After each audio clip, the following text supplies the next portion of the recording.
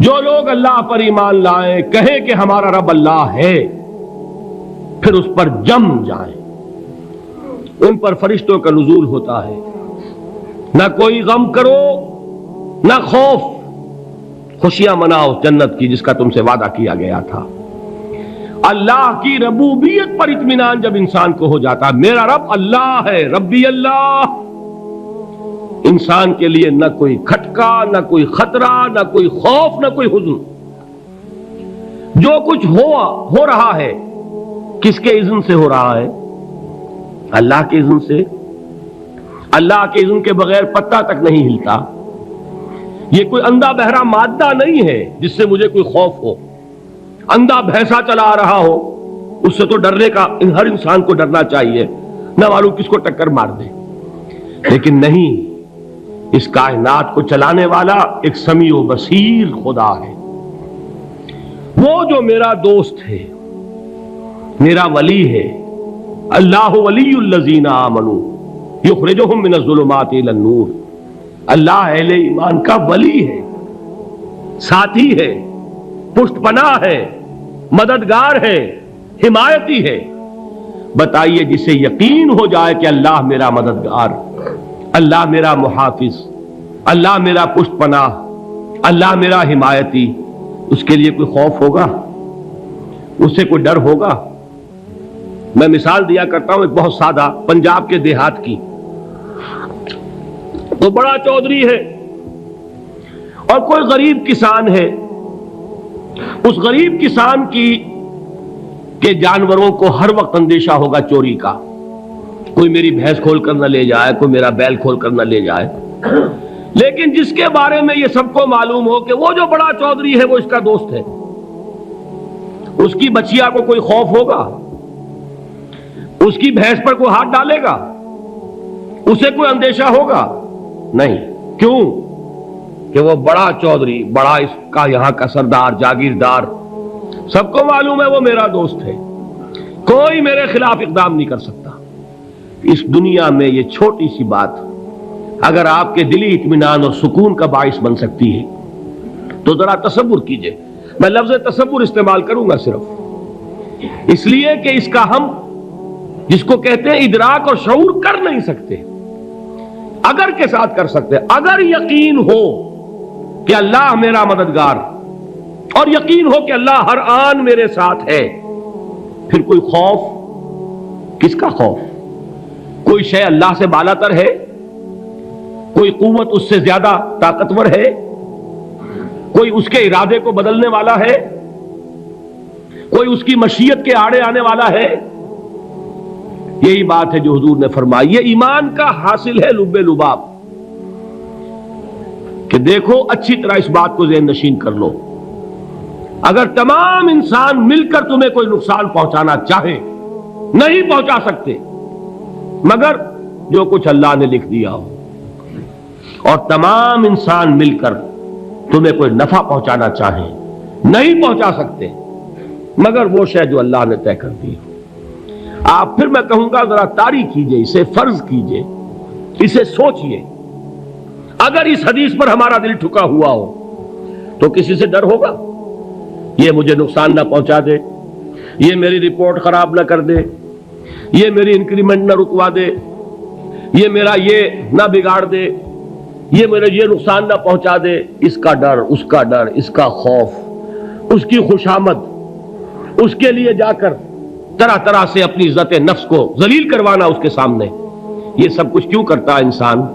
جب سمجھتا ہے کہ اس کے ہاتھ میں میرا کوئی نفع ہے، اس کے ہاتھ میں میرے لیے کوئی ضرر ہے، یہ مجھے کوئی گزن پہنچا سکتا ہے، یہ مجھے کوئی نقصان پہنچا سکتا ہے، یہ میرا کوئی کام بنا سکتا ہے، یہ میری کوئی ضرورت پوری کر سکتا ہے، اسی کا نام شرک ہے۔ جہاں آپ نے یہ سمجھا کہ غیر اللہ کے اندر کوئی طاقت موجود ہے، وہی شرک ہے۔ بتوں سے تجھ کو امیدیں، خدا سے نومیدی، مجھے بتا تو صحیح اور کافری کیا ہے؟ شرک تو یہ ہے۔ جس پر بھی تمہیں یہ خیال ہے، کلمہ ہے یہ کلمہ سوم، لا حول ولا قوت الا باللہ، ذرا اس پر دل کو کبھی اگر آپ تصور کریں، پھر فرض کریں، دل ٹھک جائے اس پر، کوئی طاقت نہیں۔ یہی بات تھی جو شیخ عبد القادر جیلانی رحمۃ اللہ علیہ نے اپنی وصیت میں اپنے بچے سے کہی. 11ویں دینے والے ہیں، لیکن حضرت شیخ عبد القادر جیلانی کی وصیت اور تعلیمات کو کتنے لوگ ہیں کہ جانتے ہو؟ یہ جن مقامات تک پہنچے ہیں وہ کس چیز کی بدولت پہنچے؟ انہوں نے جو پیغام دیا وہ کیا تھا؟ اے میرے بچے، جس طریقے سے قرآن مجید میں حضرت لقمان کی نصیحتیں جو ہے نقل کر دی گئی ہیں، میں یہ عرض کروں گا بالفرض اگر قرآن حضرت عبد القادر جیلانی کے بعد نازل ہوا ہوتا تو شیخ عبد القادر کی یہ نصیحتیں بھی قرآن میں درج ہوتی. اتنی اونچی نصیحتیں ہیں. اے میرے بچے، اس حقیقت کو ذہن نشین کر لے، لا فاعل فی الحقیقت ولا مؤثر الا اللہ. اس کائنات میں نہ کوئی فاعل حقیقی ہے نہ مؤثر حقیقی ہے سوائے اللہ کے. کسی شے میں کوئی تاثیر نہیں اگر اللہ نہ چاہے. آگ جلا نہیں سکتی اگر اللہ نہ چاہے. پانی ڈبو نہیں سکتا اگر اللہ نہ چاہے. زہر ہلاک نہیں کر سکتا اگر اللہ نہ چاہے. کوئی چیز فائدہ نہیں پہنچا سکتی اگر اللہ نہ چاہے. تو در در پہ کیوں سر جھکاتے ہو؟ در در پر کیوں جبیں سائی کرتے ہو؟ سب کے سامنے کیوں ہاتھ پھیلاتے ہو؟ ایک اللہ سے مانگو. ایک اللہ کے سامنے زمین پر اپنی جبین رکھو. لا فاعل فی الحقیقت ولا مؤثر الا اللہ. نظر آتا ہے ہمیں کہ پانی پیاس بجھا دیتا ہے. پیاس بجھانے کی صلاحیت پانی میں نہیں ہے، اللہ کے اذن سے. کھانا بھوک مٹا دیتا ہے. بھوک مٹانے کی صلاحیت کھانے میں نہیں ہے، اذن رب میں ہے. دیکھیے یہی یقین تھا. حضرت موسیٰ علیہ السلام کا واقعہ یاد کیجئے. سامنے سمندر آ گیا ہے، قوم دیکھتی ہے پیچھے کہ گرد و غبار کا طوفان ہے. معلوم ہوا کہ فرعون اپنے لشکر سمیت آ گیا ہے. لشکر جب چلتا تھا تیز رفتاری کے ساتھ تو گرد و غبار کا جو طوفان اٹھتا تھا اس کا تصور کیجیے. اور لمحہ بلمحہ وہ قریب آ رہا ہے. پوری قوم نے کیا کہا؟ اے موسیٰ انا لمدرکون، اے موسیٰ ہم کو پکڑے گئے. قرآن مجید نے تو یہاں وہ باتیں نہیں لکھی ہیں، لیکن تورات میں یہ درج ہے کہ بنی اسرائیل جھگڑنے لگے، دست و گریبان ہو گئے موسیٰ کے ساتھ. موسیٰ ہمیں یہاں مروایا لا کر، اس سے تو ہم ہی بہتر تھے. وہاں کھانے کو ملتا تھا، زندگی تو تھی، بیگار ہم کر رہے تھے، موت تو نہیں تھی. اب جو کچھ ہوگا اس کا تصور کرو، جس طریقے سے ہمارے ٹکڑے اڑائے جائیں گے. تو لڑ رہے ہیں حضرت موسیٰ علیہ السلام سے. یہ تورات کی تفصیل ہے. قرآن میں صرف اتنا آیا ہے، پریشان ہو کر انہوں نے کہا انا لمدرکون، موسیٰ ہم تو پکڑے گئے. اس وقت موسیٰ کا جواب کیا ہے؟ کلا ان معی ربی سیہدین. نہیں، میرے ساتھ میرا رب ہے، وہ راستہ دے گا. بتائیے کہاں راستہ نظر آ رہا ہے؟ یہ ہے ایمان بالغیب. راستہ نظر نہ آئے تب اللہ پر یقین ایمان ہے. جیب میں پیسے ہوں اور تب دل کو اطمینان ہے تو ایمان کس پر ہوا؟ پیسے پر، اللہ پر نہیں. جب وسائل و ذرائع نہ ہو اور پھر یقین ہو کہ اللہ مسبب الاسباب ہے، وہ اسباب کا پابند نہیں ہے، وہ اسباب کا محتاج نہیں ہے، اسباب اس کے محتاج ہیں. اگر یہ یقین ہے تو اللہ پر ایمان ہے. یہ نہیں ہے تو تمہارا ایمان اسباب پر ہے، وسائل پر ہے، ذرائع پر ہے، مادیات پر ہے، اللہ پر نہیں. اس وقت کہاں راستہ تھا؟ کوئی راستہ تھا؟ سمندر ہے اور ادھر سے لشکر آ گیا ہے. کلا ان معی ربی سیہدین. اب دیکھیے ایمان کہہ دینا آسان ہے، ہوا معکم اینما کنتم، جہاں کہیں بھی تم ہوتے ہو اللہ تمہارے ساتھ ہوتا ہے. لیکن اس کا یقین قائم ہو جائے تو زمین و آسمان کا فرق واقع ہو جائے. یہی بات ہوئی حضور کے ساتھ. غار ہے، چھپے ہوئے ہیں محمد الرسول اللہ اور آپ کے وہ یار غار ابو بکر صدیق رضی اللہ تعالی عنہ. اقبال نے حضرت ابو بکر کی شان میں چند اشعار کہے صرف، لیکن واقعہ یہ ہے کہ بھاری بھاری نظموں پر اور قصیدوں پر بھاری ہے. طویل ترین نظمیں اور قصیدے ہوں ان پر بھاری ہے. ہمت ابو بکر کی ہمت جو ہے کشت ملت را چو ابر، جیسے بارش سے کھیتی اپجتی ہے، ابو بکر کی ہمت اور عزیمت اس امت کو اسی طرح سینچنے والی ہے۔ ثانیے اسلام و غار و بدر و قبر، وہ دوسرے تھے اسلام میں، دوسرے پہلے کون تھے؟ انا اول المومنین، حضور فرماتے ہیں سب سے پہلا ایمان لانے والا میں، دوسرے ابو بکر۔ ویسے ہمارے ہاں یہ چلتا ہے اختلاف، حضرت علی پہلے ہیں کہ حضرت ابو بکر پہلے ہیں، لیکن اس میں بڑی خوبصورت تطبیق قائم کی ہے علماء نے، اور بہت صحیح ہے۔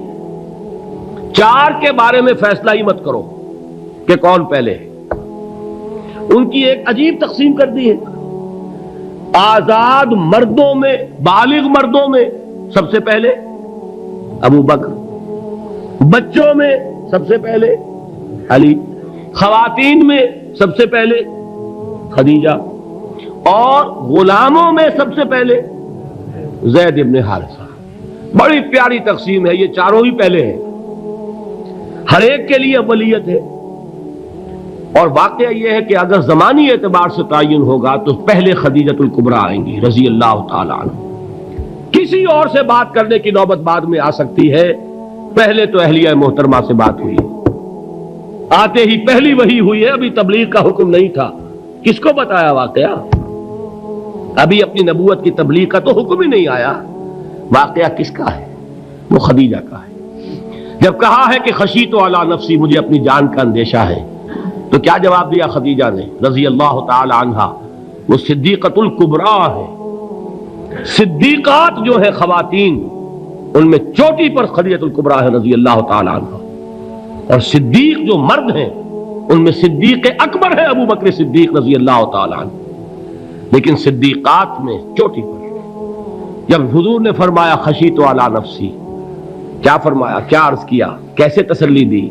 نہیں نہیں، اللہ آپ کو ضائع نہیں کرے گا، آپ غریبوں کے ہمدرد ہیں، آپ مساکین کے تکالیف رفع کرنے والے ہیں، آپ بیواؤں کی سرپرستی کرتے ہیں، آپ مسافروں کی خدمت کرتے ہیں، اللہ آپ کو ضائع نہیں کرے گا۔ یہ یقین ہے اس خاتون کے اندر۔ خیر وہ ایک علیحدہ بات ہو جائے گی۔ میرے دل پر حضرت خدیجہ رضی اللہ تعالی عنہ کی شخصیت کا بڑا گہرا نقش ہے، جو وہ کوئی اور ہی وقت اور موقع ہوا تو بیان ہوگا۔ بہرحال اقبال نے ایک مصرے میں جو چار اولیتیں جمع کر دی ہیں، ہمت او کشت امت را چو ابر، ثانی اسلام و غار و بدر و قبر۔ اسلام میں حضور کے بعد پہلے کون؟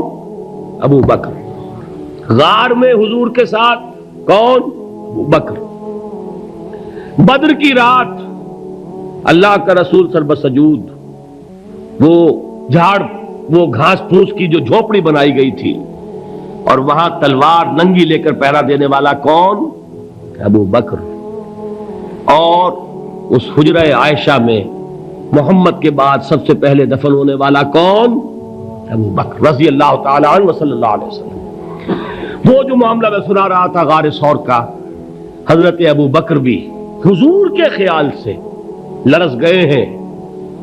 آپ کو یاد ہوگا کہ جا کر پہلے تمام جتنے سوراخ تھے انہیں بند کیا ہے، ایک سوراخ رہ گیا تھا جس کو بند کرنے کے لیے کوئی کپڑا نہیں تھا، وہاں اپنی ایڑی رکھی ہے، تب کہا ہے حضور سے تشریف لائیے، اور اپنے زانو پر حضور کو لٹایا ہے، اور وہاں کسی موذی جانور نے کاٹا ہے، حضور کی آنکھ لگ گئی تھی، اس وقت اس بل کے اندر جو بھی بچھو ہے کیا ہے واللہ عالم، اس نے کاٹا ہے، اس کی تکلیف کی وجہ سے ابو بکر کی آنکھوں سے آنسو ٹپک گئے، حضور کے چہرے مبارک پر پڑے ہیں، تو حضور جاگے ہیں، معاملہ کیا ہے؟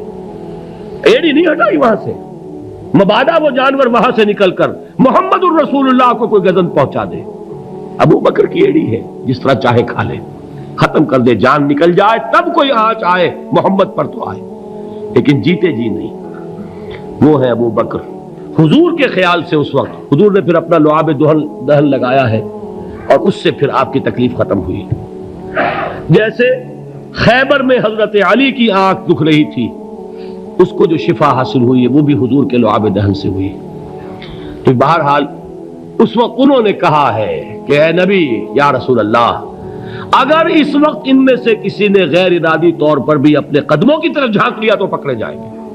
کیا جواب تھا اللہ کے رسول کا؟ لا تحزن ان اللہ معنا، اللہ ہمارے ساتھ ہے، کیوں گھبراتے ہو ابو بکر؟ یہ ہے ایمان باللہ، میرا مالک اللہ، میرا رازق اللہ، میرا محافظ اللہ، میرا مددگار اللہ، میرا پشت پناہ اللہ، میرا دوست اللہ۔ یہ دوستی ہے اللہ کی جو لب لباب ہے، حاصل ہے ایمان کا، اسی کا نام ولایت ہے۔ اولیاء اللہ کے سروں پر سینگ نہیں ہوتے، جس کے دل میں ایمان راسخ ہو چکا ہو وہی اللہ کا ولی ہے، جسے اللہ پر یقین ہو چکا ہے وہی اللہ کا ولی ہے، جسے یقین ہے اللہ میرے ساتھ ہے، میرا مددگار، میرا پشت پناہ، میرا ساتھی، میرا دوست، میرا محبوب، میرا محب۔ اللہ اہل ایمان سے محبت کرتا ہے۔ واللہ یحب الصادقین، ان اللہ یحب الذین یقاتلون فی سبیلہ صفا کانہم بنیان مرصوص۔ اللہ محبت کرنے والا، اہل ایمان محبوب، اور اہل ایمان محبت کرنے والے اللہ محبوب۔ والذین آمنوا اشد حبا للہ۔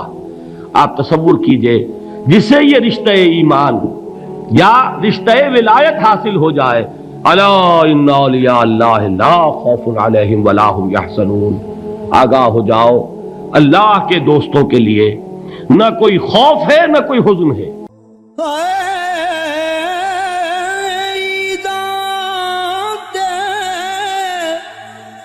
شب رات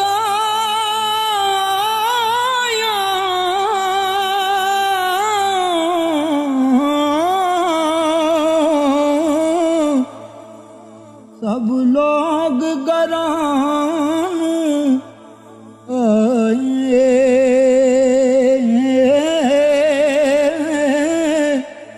او نہیں آئے او پرت محمد